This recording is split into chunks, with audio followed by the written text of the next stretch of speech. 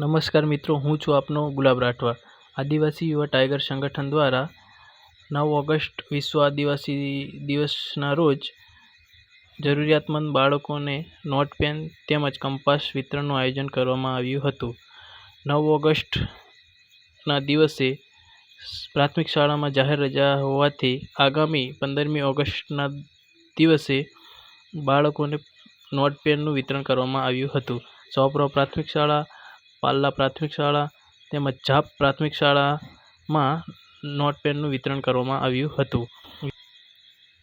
બાળકોને ઉચ્ચ શિક્ષણ મળે તે માટે આદિવાસી યુવા ટાઈગર સંગઠન પ્રોત્સાહન આપવામાં આવ્યું હતું.